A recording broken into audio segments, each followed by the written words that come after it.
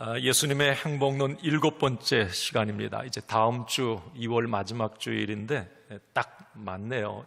8번째 이제 의를 위하여 핍박받는 자 복이 있다. 이제 다음 주로 이제 예수님의 행복론을 마치게 됩니다. 오늘은 화평하게 하는 사람, 화평케 하는 사람이에요. 오늘 예수님은 화평케 하는 사람이 복 있는 사람이다 선언하십니다. 여기 화평케 하는 사람, 영어 성경에 피스메이커로 되어 있어요. NIV 성경에. 이건 평화를 만들어가는 사람, 어쨌든 모임이나 관계 속에서 뭔가 화목하려고 노력하는 사람, 피스메이커, 이런 사람이 행복한 사람이고 복 있는 사람이라고 오늘 예수님은 말씀해 주십니다. 오늘 본문을 우리 다시 한번 읽습니다. 9절 말씀 합독합니다. 화평케 하는 자는 복이 있나니 그들이 하나님의 아들이라 일컬음을 받을 것이며. 아멘. 자, 여러분, 누가 복 있는 사람이라고요? 네, 화평하게 하는 사람. 여러분, 화평하게 하는 사람 되시기 바랍니다. 화평을 만들어가는 사람 되십시오. 관계 속에서 어떤 모임 속에 있든지 직장에 여러분들이 들어간 그곳에는 여러분들을 통해서 이 화평의 관계, 화목해지고 평화스러워지고 분위기가 반전되고 이런 은혜, 이 복 있는 사람이라는 겁니다. 2024년을 지나고 있는 지금 지구촌의 가장 절실한 게 뭘까를 생각해 보면 이 화평이 아닐까, 평화. 얼마 전에 그 세계 여론조사 기관에서 이 세계 각국의 사람들을 이게 표본을 이제 이게 조사를 한 내용, 이런 질문이었습니다. 지금 가장 시급한 게 뭡니까? 라고 했을 때 1위가 평화입니다 라고 대답을 했어요. 평화. 자, 그런데 우리 모든 사람들, 저도 그렇고요, 평화롭길 원해요. 그걸 갈망합니다. 자, 그러나 실상 우리의 지금 삶은 어떻습니까? 지금도 전쟁으로 수많은 사람들이 그 살육의 현장에 희생양이 되고 있지 않아요? 너무 가슴 아픈 일들이 지금 일어나요. 아니, 우리가 평화롭길 원합니다, 그렇게 말을 하는데 아이러니하게도 지금 지구촌에는 점점 갈등과 대립, 폭력, 삭막해져 가는 현실을 우리는 목도하고 있지 않습니까? 역사가들에 의하면 인류의 역사를 전쟁의 역사라고 얘기를 하는데 그 내용을 보면 고개가 끄덕여져요. 지금 우리가 2024년인데 그 BC까지 좀 거슬러 올라가 3000년의 역사를 이렇게 계산을 했더라고요. 전쟁이 없었던 기간은 286년이라고 하는 거예요. 그러면 거의 역사의 시간 90%가 전쟁의 시간이었다라고 하는 건데요. 언뜻 이해가 안 됩니다. 자, 그런데 가만히 지난 20세기, 그러니까 지금부터 한 100년 기간 동안에 이 전쟁과 분쟁으로 죽은 세계 인구가 9억 명이라고 합니다. 이거 어마어마한 숫자예요. 그러면 지난 100년 동안 20세기에 우리나라 같은 경우는 어때요? 100년 조금 더 계산해 본다면 일제 침략이 그 안에 들어있고요, 6.25가 그 안에 들어있고 전쟁 아니었습니까? 또 우리 국내에 여러 가지 이 투쟁의 역사들, 많은 사람들이 목숨을 잃었습니다. 뭔 생각 안 해도 우리나라 100년을 놓고 봐도 참 이 어떤 참혹한 전쟁의 역사들을 이렇게 볼 수가 있어요. 제가 나이 60 이렇게 저 때까지 그래도 나는 이 전쟁을 경험하지 않았다고 하는 게 참 감사한 일이다라는 그런 생각을 합니다. 여기 6.25 전쟁 겪으신 분 한번 손 들어보세요. 네, 많으시네요. 아픔이죠. 처참함이었어요.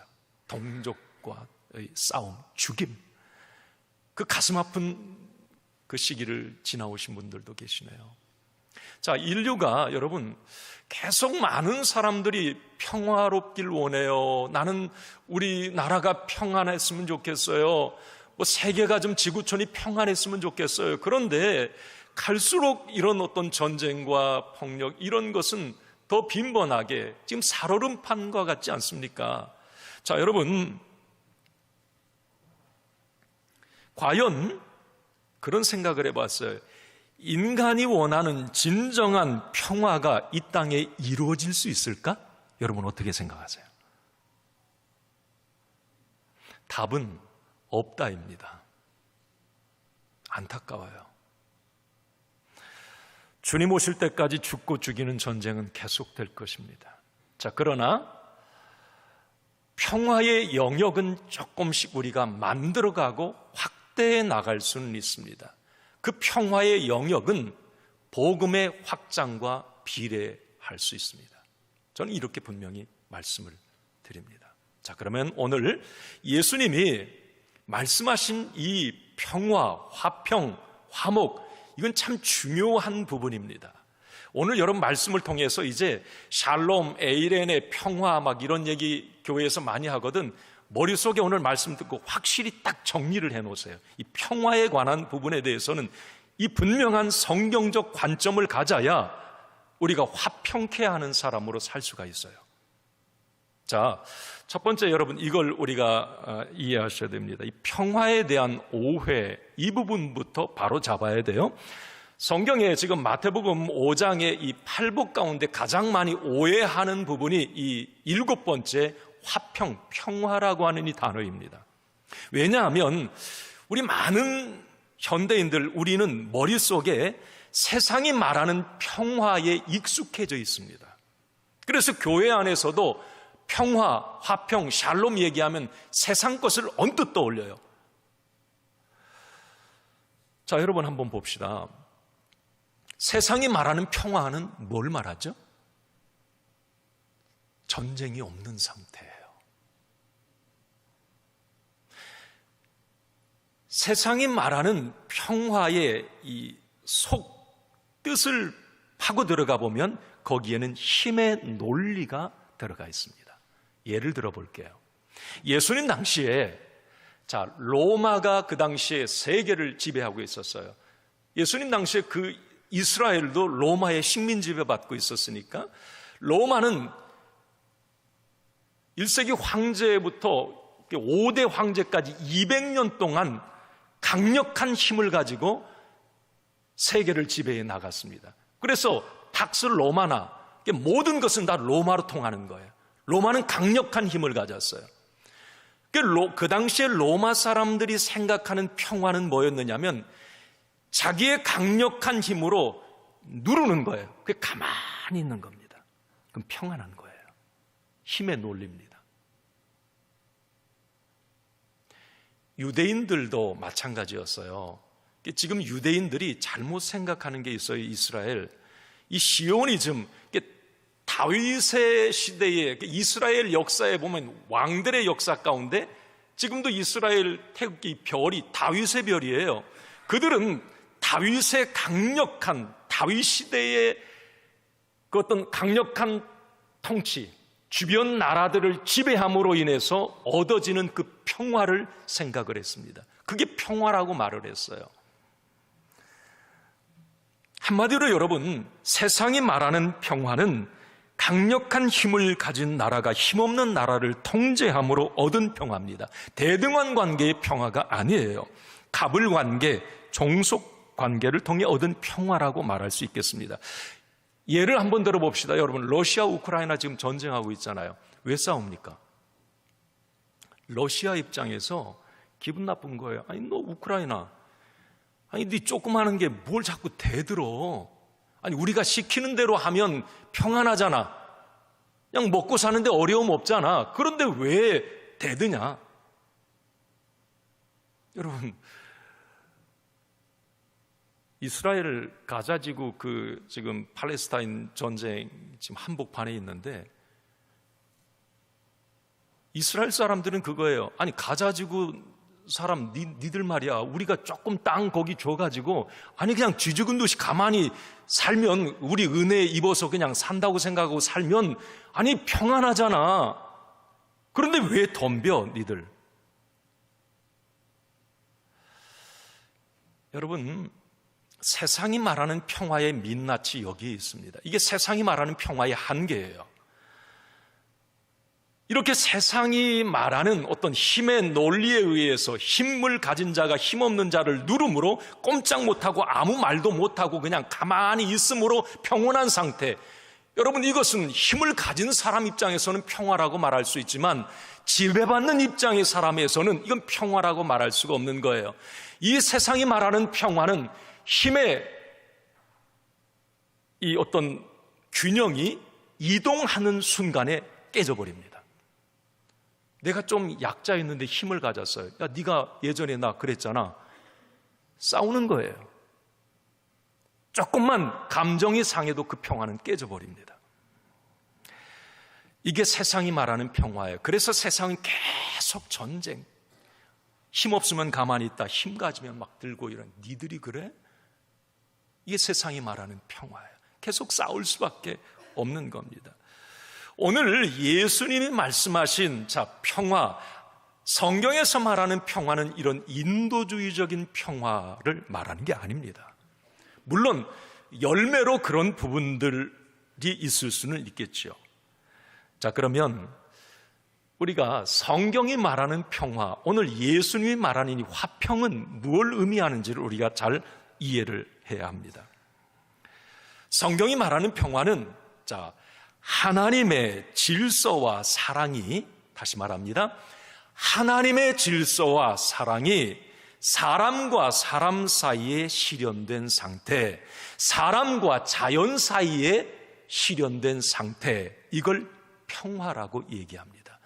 여기 중심은 하나님이에요. 하나님이 사람과 사람 사이에 있고 사람과 자연 사이에 있어요. 여기에 평화가 만들어집니다. 그러니까 사람과 사람이 만들어낸 평화는 깨질 수밖에 없어요. 그래서 우리가 성경에서, 구약 성경에는 이 평화를 샬롬이라고 말하고 신약에서는 에이레네라고 말하고 같은 개념이에요. 이건 그런 의미를 담고 있어요. 깨지거나 일그러지지 않은 온전한 상태, 이걸 평화예요. 그러면 이 평화의 원조가 어디일까? 이 에이레네와 샬롬의 원조, 이걸 우리가 알아야 이 평화 개념이 이해가 됩니다. 요즘 평화가 이해가 되고, 평화의 원조는 에덴 동산입니다. 이제 그걸 상상을 한번 해보세요. 창세기 1장, 2장, 3장에 하나님이 처음 창조하신 곳, 죄가 들어오기 이전의 상태가 에덴 동산인데, 여러분, 에덴 동산의 특징은 뭐냐면 하나님의 질서 안에 있었습니다. 하나님의 사랑, 통치, 다스림 안에 사람과 사람이 있었고 자연이 그 안에 있었어요. 에덴 하면 행복 그 자체입니다. 완벽한 질서, 샬롬, 에이레네의 상태예요. 그래서 창세기 2장 23절에 아담이 자기 아내 하와에게 이런 말을 하죠. 너는 내 뼈 중에 뼈요 살 중에 살이로다, 그래요. 아주 진한 사랑의 고백 같아요. 한마디로 네 안에 나 있다, 이 말이에요. 아담이 한 말이야. 하와, 네 안에 나 있어. 너는 나고 나는 너야. 그런데 여러분, 이게 보통 사랑의 어떤 고백을 넘어선, 이건 뭘 말하냐면 아주 인간과 인간이 평온한 상태, 일그러짐이나 깨어짐이 없는 완전한 관계를 의미하는 거거든요. 사람뿐만이 아니라 에덴 동산에 모든 자연, 동물, 인간은 하나님의 질서 안에 그것들을 다스립니다. 이름을 붙여주고. 그러니까 노래도 있잖아요. 찬양, 어린이가 사자굴에 손 넣고. 약육강식의 세계가 아니에요. 에덴은 그런 평화가 있었어요. 그게 평화의 원조입니다. 샬롬을 그 상태라고 얘기를 하는 거예요. 자, 여기서 핵심은 여러분 하나님 안에 있었던 거예요. 하나님의 질서, 하나님의 사랑 안에 있을 때 아주 평화로웠습니다. 자, 그런데 이런 완벽한 평화가 죄로 인해서 깨어집니다. 자, 무엇 때문에 깨졌다고요? 죄 때문에 깨졌어요. 자, 잘 정리하세요. 죄가 에덴 동산에 쑥 들어오는 거예요. 그러면서 모든 것이 산산이 부서져 버렸습니다. 자, 죄로 인해서 깨어진 게 어떤 거였습니까? 자, 가장 먼저 한번 읽어볼까요? 뭐가 깨졌나? 시작. 자, 아담과 하와는 하나님이 아담아, 하와야, 그 소리가 너무 달콤했어요. 하나님, 저 여기 있어요. 그 소리를 막 듣고 싶어 했어요. 그런데 죄가 들어왔어요. 그 화목한 관계가 다 깨어져 버립니다. 두 가지가 나타나요. 하나님에 대한 반감, 하나님에 대한 무한한 거리감. 하나님이 이제 싫은 거예요. 죄가 들어오니까 그 화목의 관계가 깨지니까 아담아 그러면 막 무서운 거예요. 막 숨는 거, 도망 다니는 거예요. 거리감이 생겨버렸어요. 마음으로, 예전에는 그게 아니었거든요. 죄가 들어오기 전에는 화평했거든. 마음으로 원수가 돼버린 거예요, 하나님과. 여러분, 그래서 골로새서 1장 21절에 이렇게 말씀을 해요. 한번 읽습니다. 전에 악한 행실로 멀리 떠나 마음으로 원수가 되었던 너희를, 이 전에 악한 행실이라는 것은 에덴 동산의 그 죄를 얘기합니다. 마음으로 하나님과 원수가 되어버렸어요. 야, 죄가 들어오니 하나님과 화평이 깨져버렸어요. 자, 곧바로 이제 문제들이 일어나기 시작하는데, 하나님과 화평의 관계, 하나님을 제껴놓고 하나님을 마음속에 몰아내고 평화를 가지려고 하니 안 되는 거예요. 막 깨어짐이 일어나는데, 두 번째가 그러므로 뭐가 깨어져요? 한번 읽어봅니다. 사람 사이에 평화가 깨져요. 하나님과의 평화의 관계가 깨지니까 사람 사이에도 평화가 깨져버려요. 창세기 3장 12절, 아담이 하와에게 조금 전에 했던 표현과 너무 달라요. 한번 이렇게 읽어봅니다. 시작. 아담이 이르되 하나님이여 주시어서 나와 함께 하신 여자 그가 그 나무 열매를 내게 주므로 내가 먹었나이다. 아담이 하나님께 이제 얘기하는 거예요. 이 선악권 누가 따먹었냐? 왜 그 죄를 지었냐고 그러니까, 여기 오늘 12절, 아까는 그랬잖아요. 내 뼈 중에 뼈요 살 중에 살이로다 막 그랬는데, 그 여자가 저 여자 때문이에요 라고 말하는 거예요. 이 아담의 말 속에 창세기 3장 12절에 그 말의 행간을 가만히 이렇게 곱씹어 보면 아담의 이 이야기 속에는 분노, 뭔가 미움, 원망이 여기에 담겨 있습니다. 아니, 조금 전까지, 죄가 들어오기 전까지 하나님과 화목하게 할 때에는 내 뼈 중에 뼈요 살 중에 살이라고 그랬는데, 하나님과 어긋나면서 이상하게 틀어지는 거예요. 서로 없어서 못 살 존재가 이제 괴로운 존재가 되어버렸습니다. 하나님이 빠져나가니까. 그 이후로 여러분, 이제 어떤 일이 일어납니까? 가인과 아벨, 살인의 일이 일어나요. 곧바로 창세기 4장에 보면 여러분, 에녹의 손자이기도 하고 노아의 아버지가 라멕은 여러분 이제 살인의 역사, 막 폭력과 전쟁이 막 일어나기 시작합니다. 하나님을 제끼어 놓고 평화를, 어떤 사랑의 관계를 가지고 가려고 했는데 그게 안 되는 거예요. 그러면서 여러분, 곧바로 또 어떤 일들이 일어납니까? 세 번째가 바로 이런 결과였어요. 읽습니다. 자연과의 평화도 깨졌다. 하나님은 그랬잖아요. 에덴 동산에 막, 야, 이름도 네가 줘, 네가 잘 관리. 하나님의 질서 안에 너무 다 모든 게 균형이 조화로워요. 하나님은 모든 자연의 어떤 이 환경 관리자로 이제 딱 세우셨는데 죄가 들어옴으로 하나님이 쑥 그 사이에 빠져나가니까 환경의 파괴자가 되어버리네. 욕심으로 가득해버려요. 돌봐야 될 자연을 인간의 욕심으로 망가뜨립니다. 그 피해가 고스란히 우리 인간에게 지금 오고 있어요.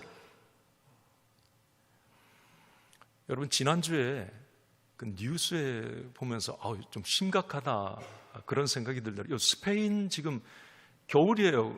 예전에 코트 입고 다녔단 말이에요. 지금 반팔을 입고 다녀요. 자, 지금 우리 한국 기후 한번 보세요. 이게 심각하다는 생각. 그래서 제가 가끔 이렇게 자녀나 이게 손주를 보면서 무슨 생각을 하냐면, 내 때는 그냥저냥 살 것 같아요. 그냥 이게 기후가 심각해도 좀 겨울이 여름 같아도 버틸 것 같은데, 아니, 한 30년, 40년, 50년 후의 세대는 이 지구 못 살겠다요. 걱정되는 거예요. 여러분, 지금 세계 곳곳에 대규모 산불, 홍수, 폭우, 극심한 감, 이 일상이 돼버렸어요. 이 지구촌이 이게 질서가 완전 다 파괴된, 이게 원인이 어디에 있습니까? 사람이 사람. 이게 자연과 화평한 관계가 깨져버린 거예요. 자, 그러면 여러분, 이렇게 지금 우리는 이제 사람과 사람, 이렇게 사람과 자연, 이 일그러지고 깨어진 온전한 샬롬이 아닌 상태를 지금 우리는 살아가고 있는데, 자, 그러면 이것을 어떻게 조금이라도 회복할 수 있는 방법은 없을까? 그게 성경에 그래서 그 답을 주고 있는 거예요. 오늘 예수님도 그 답을 좀 제시를 한 겁니다. 완전한 평화는 이루어질 수 없어요. 그러나 내가 사는 영역, 나와 관계된 부분들을 화평하게 만들어갈 수 있는 해답을 제시해 주신 겁니다. 자, 그 답을 이렇게 한번 생각해 보세요. 인간과 자연의 불화가 하나님과의 화평이 깨진 결과로 왔다면 답은 하나님과의 관계를 회복하는 길입니다. 하나님과 다시 화목해지는 거예요. 하나님을 그 사이에 두면 되는 겁니다. 자, 그런데 중요한 것은 하나님과 화목해야 되는 길이, 그 답이 내 안에 없다라고 하는 거예요. 내가 스스로 하나님과 화목하게 될 수 없다라고 하는 겁니다. 그래서 이 땅에 예수 그리스도가 오신 거예요. 예수 그리스도의 구속을 통해서 우리는 하나님과의 막힌 담이 헐어졌습니다. 원수된 관계가 자녀의 관계로 회복이 되었어요. 그건 내 노력과 내가 율법을 잘 지켜서 착하게 살아서가 아니에요. 예수 그리스도 화목제물이 되신 그분을 믿음으로 말미암아 하나님과 다시 화목해 될 수 있다는 거예요. 그럼 여기 하나님과 화목해 된다면 이제 평화의 출발은 여기서 나를 통해서, 그 복음을 가진 나를 통해서 이루어지기 시작하는 겁니다. 여러분, 골로새서 1장 20절 말씀을 한번 봅시다. 같이 읽습니다. 그의 십자가의 피로 화평을 이루사 만물 곧 땅에 있는 것들이나 하늘에 있는 것들이 그로 말미암아 자기와 화목하게 되기를 기뻐하심이니라. 그의 십자가의 피로 화평을 이루사 그랬어요. 우리가 노력으로 화평을 이룬 게 아니라 그의 십자가의 피로, 그래서 자기 하나님과 화목하게 되었다는 거예요. 요한일서 2장 2절을 봅시다. 읽습니다. 그는 우리 죄를 위한 화목제물이니 우리만 위할 뿐 아니요 온 세상의 죄를 위하심이니라. 화목제물이라는 말이 여기서 나와요. 화목제물, 예수님을 말하는 겁니다. 그는 예수님은. 예수님이 하나님과 우리 사이에 화목제물이 되신 거예요. 화목제물. 이것은 무엇을 의미하는가 하면 화평의 핵심, 평화에 이르는 길은 오직 예수라고 하는 것입니다. 그 예수 그리스도를 믿음으로 말미암아 하나님과의 관계가 회복되고, 하나님과의 관계가 회복될 때에 하나님의 질서가 내 삶에 임하고 하나님의 은혜가 내 안에 흘러 들어오므로 우리는 다른 사람과 진정한 평화를 이루어 갈 수 있다는 것입니다. 하나님이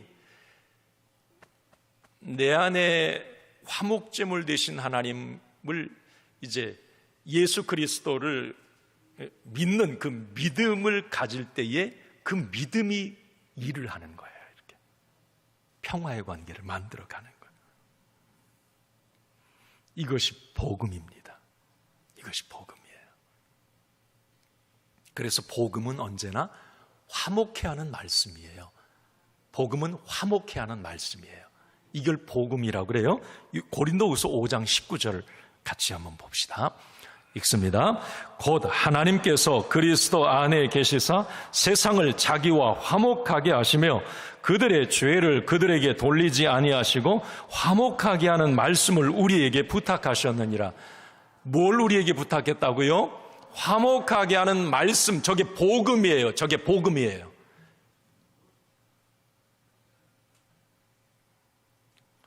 이 복음이 있는 곳에 진정한 평화, 화평이 이루어진다고 하는 겁니다. 오늘 예수님은 이 평화의 복음을 가진 사람이 복 있는 사람이며 행복한 사람이라고 말씀을 하십니다.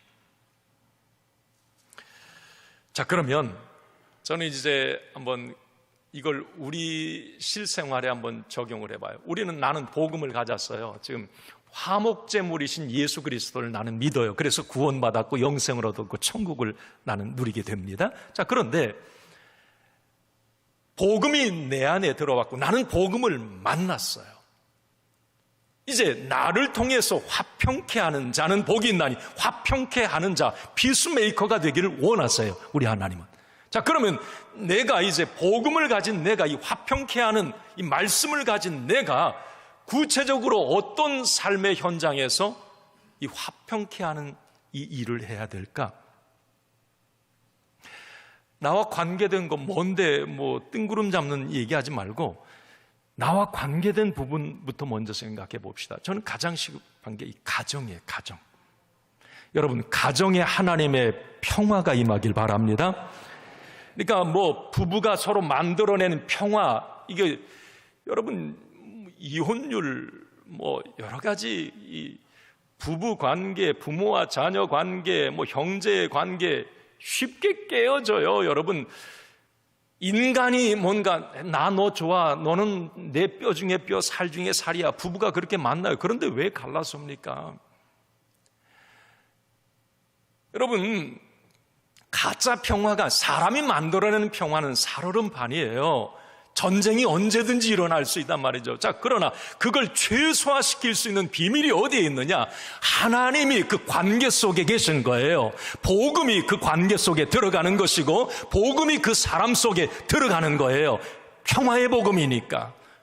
그러면 그 사람을 통해서 뭔가 힘들고 갈등이 생기고 막 싸우고 분노가 일어나도 그 평화의 복음을 가진 사람은 그 순간에 그걸 견뎌내고 이겨내고 참아냅니다. 평화를 만들어내요. 이게 복음입니다.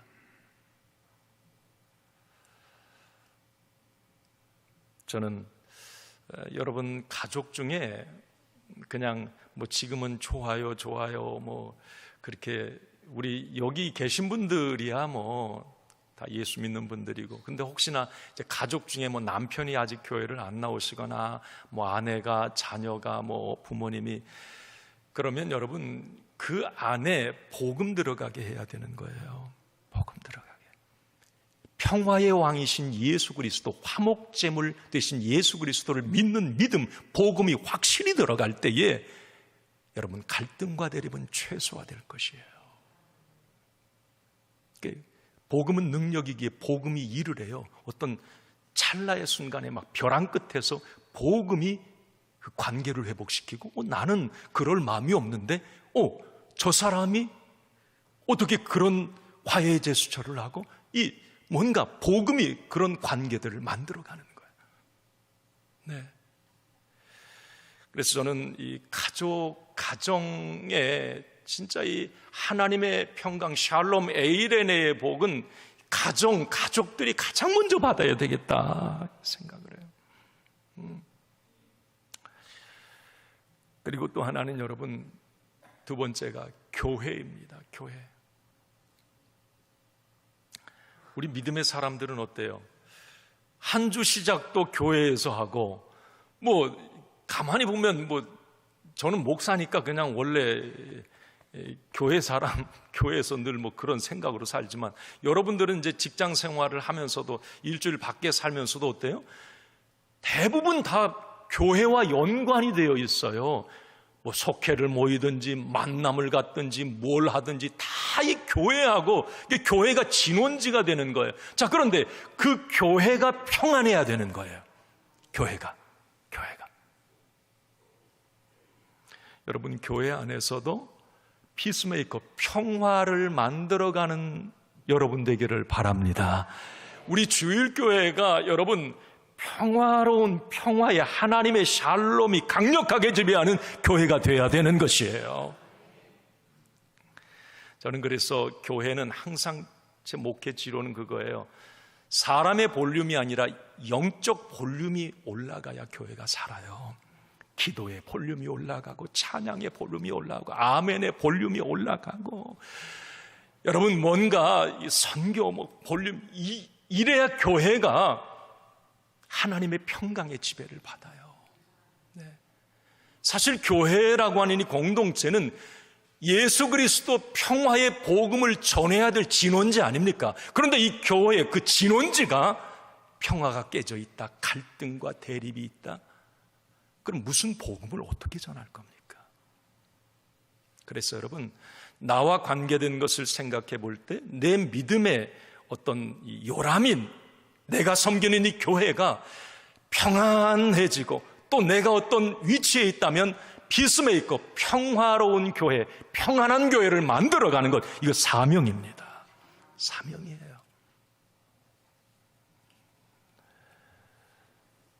그리고 여러분, 우리가 평화롭게 좀 해야 될 게 사회인데, 여러분, 사회를 나와 관계된 건 그냥 집어치우고, 나와 관계없는 것, 관계된 것들을 한번 생각해 봐요.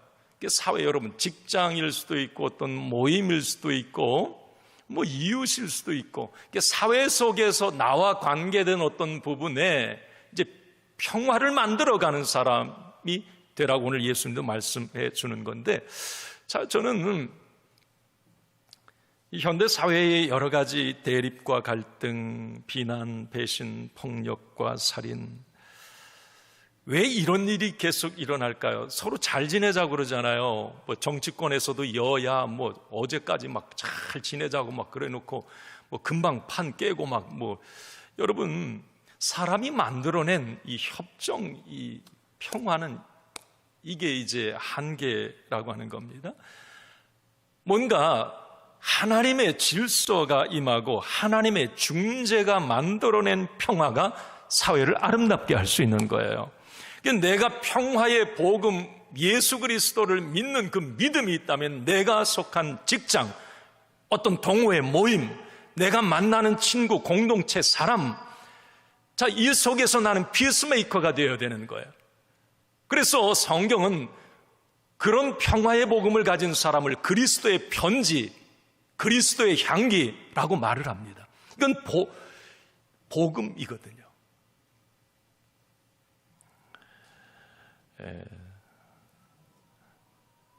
하나님의 명령은 로마서 12장 18절, 그래서 이렇게 말씀하는 거예요. 읽습니다. 할 수 있거든 너희로서는 모든 사람과 더불어 화목하라. 복음을 통해서, 우리가 복음을 전해야 될 이유가 여기에서, 복음은 화평의 복음이잖아요. 그 복음이 들어가면 관계가 회복이 되고 가정이 아름다워지고 뭔가 이 풍성해지는 역사가 나타나잖아요. 복음이 들어가면, 복음이 접착제가 되면 안 떨어져요. 그러니까 그 복음을 그래야 해서 우리는 전도하고 하는 거예요. 그 복음, 평화의 복음을 전하는 거예요. 사회에서. 내가 여러분, 우리가 이제 3월부터 여호수아 전도대 이제 시작합니다. 뭐 아무것도 아닌 것 같지만 우리의 사명은 그거예요. 내가 평화의 대사가 되어서 뭔가 전도지 한 장을 나누고 예수 믿으세요, 교회 다니세요 라고 하는 이것은 평화의 복음을 선포하는 거예요. 선포하는. 예. 그래서 사회가, 어떤 관계가 아름다워지는 거예요.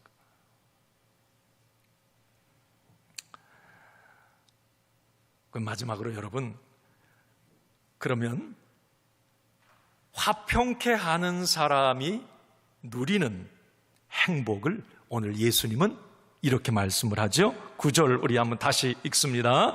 화평하게 하는 자는 복이 있나니 그들이 하나님의 아들이라 일컬음을 받을 것이며. 자, 화평케 하는 자, 이렇게 가정과 교회와 내 어떤 삶의 자리에서 피스메이커로 뭔가 하나님 복음을 통해서 화평을 만들어가는 사람을 성경은 뭐라고 하느냐? 예수님은 그 사람은 하나님의 아들이라 일컬음을 받는다. 여러분, 아무것도 아닌 것 같아요? 하나님의 아들이라 일컬음을 받는 것. 우리 옆에 분을 한번 축복합시다. 당신은 하나님의 아들이십니다. 한번 축복해 주세요.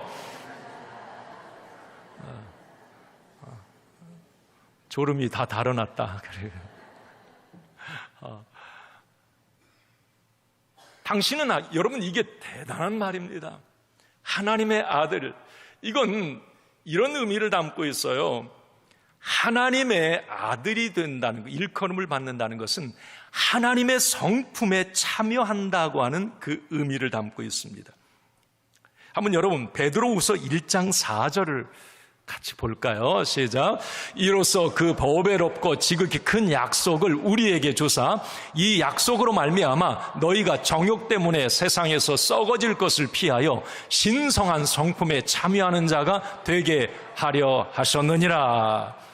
신성한 성품에 참여하는 자, 옛날 성경은 신의 성품에 참여하는 자, 하나님의 성품을 갖는 자. 이거 쉽게 말하면 예수 그리스도, 하나님을 닮아가는 사람, 이게 하나님의 아들이라 일컬음으로 하는 거예요. 여러분 축복합니다. 말과 인격에 예수님의 품격이 드러나길 바랍니다. 여러분들의 행동과 삶이 무례하지 않고 교만하지 않기를 바랍니다. 여러분들을 보면서 하나님이 보이고 여러분들을 통해서 예수님이 보이는 은혜가 있기를 바랍니다. 엄마 손은 얼룩소, 누구 닮았네? 엄마를 닮았네. 여러분, 엄마가 얼룩소인데 하얀 막 화이트가 나오거나 블랙이 나오면 큰일 나는 거 아니에요? 얼룩소는 얼룩소 닮아야죠.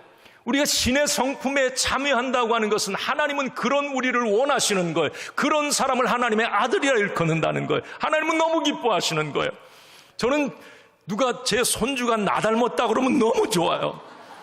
진짜요. 시아버지 닮았다면 기분 나빠. 근데 시아버지들은 또 그럴 거야. 저기 친정 닮았다 그러면 별로 안 좋을걸. 나 닮았다 그러면 좋은 거예요. 내가 못생겼어도 상관없어요. 나 닮았다. 이게 여러분, 하나님의 성품에 참여하는 자, 복 있는 사람이라는 거예요. 그 사람이 행복한 사람이라. 하나님의 영광에 참여한다. 이게 하나님의 아들. 여러분, 저는 이 은혜가, 이 복이 있었으면 좋겠어요. 우리가 하나님의 아들이라 일컬음을 받아 너 화평케 할 때 복음으로 가정과 어떤 교회와 그리고 내 삶의 자리에서 화평케 하는 피스메이커가 될 때 너는 하나님의 영광에 참여하는 자가 된다. 이거 참 큰 은혜거든요. 이건 하나님의 영광, 하나님으로부터 오는 하나님의 기쁨, 은혜, 축복을 누리는 사람이 된다는 거예요. 에덴의 평안과 행복을 누리며 맛보는 삶을 살게 하신다는 겁니다. 세상 자원은 부족해도 하늘 자원으로 넉넉한 삶, 풍성한 삶을 누리는 그런 하나님의 아들이 되게 하신다는 겁니다. 여러분, 그런 은혜가 저와 여러분들에게 있기를 바랍니다. 하나님의 아들이라 일컬음을 받는다. 오늘 결론입니다. 저는 어서 속히 이 땅에 진정한 하나님의 화가 임했으면 좋겠어요.